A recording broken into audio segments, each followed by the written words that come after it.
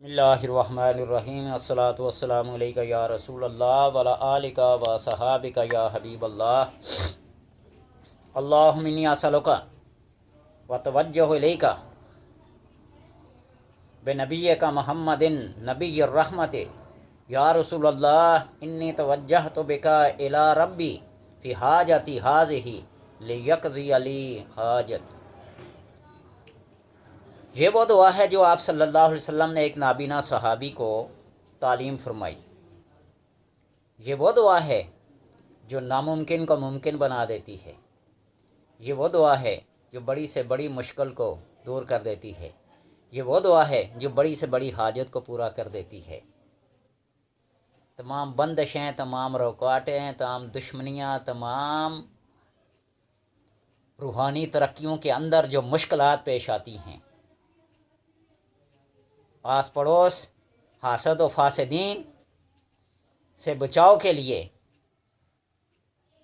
یہ دعا، اس کو حل المشکلات کا نام دیا گیا ہے۔ ناممکن کو ممکن بنانے والی یہ دعا جو آپ صلی اللہ علیہ وسلم نے ایک نابینا صحابی کو تعلیم فرمائی، تو اس صحابی نے مسجد میں جا کر یہ دعا پڑھی تو اللہ تبارک و تعالیٰ نے اس کی بینائی کو لوٹا دیا۔ طریقہ کار یہ ہے کہ تازہ وضو کرے، 2 رکعت نماز قضائے حاجت کے پڑھے،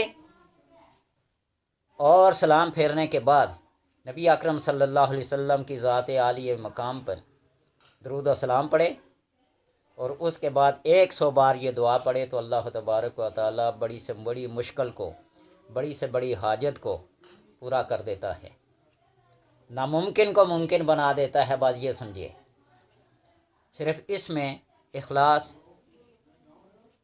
یقین کامل، اعتقاد اور نظریات کے لحاظ سے یہ ہونا چاہیے کہ اللہ تبارک و تعالیٰ نے آپ صلی اللہ علیہ وسلم کو جو شان عطا کی ہے، جیسا حدیث ہے نا، واللہ مؤتی وانا قاسم، اللہ عطا کرنے والا ہے اور میں تقسیم کرنے والا ہوں۔ یہ اللہ کی عطا سے سب کچھ ہے۔ جب کسی کے پاس جاتے ہیں تو دعا کراتے ہیں۔ اگر اس بات کی حقیقت کے اندر اس راز کو سمجھنا ہے تو حضرت مریم اور حضرت زکریا علیہ السلام کا واقعہ قرآن پاک میں پڑھ کے دیکھ لیجئے۔ یہاں مریم علیہ السلام نے فرمایا تھا رب انی نذرت لک ما فی بطنی محررا فتقبل منی انک انت السمیع العلیم، اللہ جو کچھ میرے پیٹ میں ہے، یہ صحیح سلامت بچہ پیدا ہوا تو اس کو میں تیری نظر کر دوں گی۔ اور اللہ نے اس کے بارے میں فرمایا لیس الذکر کالانثی، جب وہ منت مانی بیٹے کی، ہوئی بیٹی، تو فرمایا اللہ میں نے تو بیٹے کی منت مانی تھی، تو اللہ نے فرمایا لیس الذکر کالانثی، یہ ایسا ہی بیٹی ہے جس کا مقابلہ کوئی مرد نہیں کر سکتا۔ اور مریم علیہ السلام بیت المقدس کی خدمت کے اوپر لگ گئی تو وہاں ہر طرح کے پھل، ہر طرح کا رزق، موسم اور بے موسم، تو حضرت زکریا علیہ السلام نے فرمایا انا لک ھذا، اے مریم یہ کہاں سے آتا ہے تیرے پاس؟ قالت هو من عند اللہ ان اللہ یرزق من یشاء بغیر حساب، یہ اللہ کی طرف سے، اور اللہ جب چاہتا ہے تو بغیر حساب دیتا ہے، بغیر کسی ناپ تول کے دیتا ہے۔ اگلی بات، اگلی آیت، ہنالک دعا زکریا، زکریا علیہ السلام اللہ کے نبی تھے نا، سمجھ گئے یہ مقدس جگہ ہے، یہ مقدس مقام ہے، جہاں کی گئی دعا رد نہیں ہوگی۔ ہنالک دعا زکریا قال رب ھب لی من لدنک، اے اللہ اپنی طرف سے تو مجھے عطا کر دے ذریۃ طیبۃ انک سمیع دعا، پاکیزہ اولاد، تو اس دعاؤں کو سننے والا ہے۔ اور اللہ سنتا نا، سمیع اللہ لمن حمدہ، جو اللہ کی حمد کرتا ہے، اللہ کی ثنا کرتا ہے، اللہ اس کی سنتا ہے۔ تو یہ وسیلہ حضرت مریم کے اس حجرے میں کھڑے ہو کر زکریا علیہ السلام نے دعا کی، تو حضرت یحییٰ علیہ السلام جیسا بیٹا ادا کیا، وہ بیٹا جس کا نام اس سے پہلے کسی نے نہیں رکھا تھا، یہ دو ہی نام ہیں یحییٰ علیہ السلام کا اور محمد صلی اللہ علیہ وسلم کا، اس سے پہلے یہ نام کسی کے نہیں تھے۔ تو بہرحال نبی اکرم صلی اللہ علیہ وسلم کے وسیلہ جلیلہ سے جب دعا کی جائے گی تو اللہ تبارک و تعالیٰ اس دعا کو قبول فرماتے ہیں اور اس حاجت کو پورا فرماتے ہیں، اس مشکل کو دور کرتے ہیں اور ناممکن کو ممکن بنا دیتے ہیں۔ حضرت ابو طالب کے پاس لوگ آئے، بارشیں نہیں ہو رہی تھی، تو آپ صلی اللہ علیہ وسلم کو لے کر اسا چھوٹے بچے تھے، نبوت ابھی نہیں ملی تھی، تو پھر بھی اس وسیلے سے دعا کی تو اللہ تبارک و تعالیٰ نے آپ صلی اللہ علیہ وسلم کی اس معصومیت کو دیکھتے ہوئے بارشیں عطا کر دی۔ حضرت آدم علیہ السلام کو جب جنت سے نکالا گیا 300 سال تک وہ روتے رہے، اور ایک دن سجدے سے سر اٹھایا، فرماتے ہیں رأیت علی ساق العرش، میں نے عرش کے پائے کے اوپر لکھا ہوا یہ دیکھا، لا الہ الا اللہ محمد رسول اللہ۔ تو میں نے اللہ سے عرض کی الہ العالمین، اس مقدس نام کا واسطہ، اس مقدس نام کا وسیلہ، جس نام کو تو نے اپنے نام کے ساتھ جوڑ کر لکھا ہوا ہے، میری توبہ قبول فرما۔ تو اللہ تبارک و تعالیٰ نے، آدم تو پہلے دن سے ہی اس نام کا واسطہ دیتا تو میں تجھے بخش دیتا۔ اور نبی صلی اللہ علیہ وسلم کا نام کائنات کے ذرے ذرے میں لکھا ہوا ہے، مرہون منت ہے یہ کائنات آپ صلی اللہ علیہ وسلم کی۔ جنت کے ہر پتے پہ، ہر کنگرے پہ، ہر جگہ پہ آپ صلی اللہ علیہ وسلم کا نام، عرش میں، فرش میں، شمال میں، جنوب میں، مشرق میں، مغرب میں، فوق میں، تحت میں۔ یہ آپ کو بتا دیا تھا نا، محمد احمد حامد حمید حماد کے وظیفے کے اندر یہ بتایا تھا۔ اور تو اور گرو نانک نے بھی آپ صلی اللہ علیہ وسلم کے نام کے اندر تمام کائنات کو سمو دیا۔ لکھتے ہیں نا، نام لے وہ جس انشرا چوگن کی ہوتا۔ آپ کسی بھی چیز کا ایک عدد نکالیں، جس طرح بسم اللہ الرحمن الرحیم کے عدد نکال دیں 786، میرے نام کا عدد 296، محمد کے نام کا عدد 92، احمد کا 53، تو اس طرح اس کو 4 گنا کیجئے۔ پورا ایک فارمولہ ہے، پورا ایک قاعدہ کلیہ ہے، اور جمع تفریق کرنے کے بعد جو آخر میں ہر چیز سے مجموعہ نکلتا ہے وہ 92 ہی نکلتا ہے، اور 92 آپ صلی اللہ علیہ وسلم کے نام کا عدد ہے علم الاعداد کے لحاظ سے، مجفر کے لحاظ سے۔ جی بات یہ ہے کہ جو ان علوم کو جانتا ہے وہ ان کی حقیقت کو بھی جانتا ہے، کوئی سمجھے یا نہ سمجھے۔ محی الدین ابن عربی اہل بیتی اطہار کے سارے افراد ان علوم کے ماہر ہیں، اور یہ علم اس بندے کو عطا کیا جاتا ہے جو اہل بیت کے ساتھ محبت رکھتا ہو اور آپ صلی اللہ علیہ وسلم کی بارگاہ میں مقرب ہو، تو یہ علم جفر، یہ علم الاعداد کا علم اسے دیا جاتا ہے۔ ملفوظات اعلیٰ حضرت احمد رضا رضی اللہ تعالیٰ عنہ پڑھے نا، تو اس کے اندر بڑی وضاحت کے ساتھ لکھا ہوا ہے، اعلیٰ حضرت فرماتے ہیں کہ جب میں اس علم کے تلاش میں نکلا، کتنے پاپڑ بلے، کتنے آدمیوں کے پاس گیا، بڑے مراقبے کیے، استخارے کیے۔ ملفوظات پڑھ کے دیکھ لینا، اور پھر مجھے چند حروف خواب میں استخارے میں دکھائے گئے، اس میں الف بھی تھا، اس میں زال بھی تھا، اس میں نون بھی تھا، اس میں ہے بھی تھی، بہت سارے۔ تو یہ لفظوں کو جوڑ کر یہ جتنے بھی مستحصل حاصل کیے جاتے ہیں علم الاعداد کی روح سے، یہ سارا کمال ہے اہل بیت کا اور آپ صلی اللہ علیہ وسلم کے ساتھ عقیدت اور محبت کا۔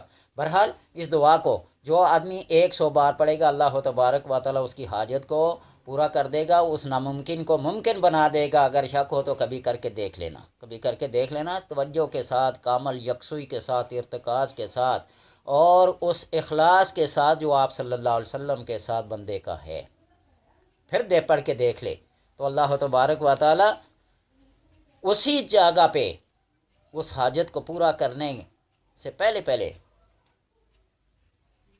یہ کام کر دیتے ہیں۔ اور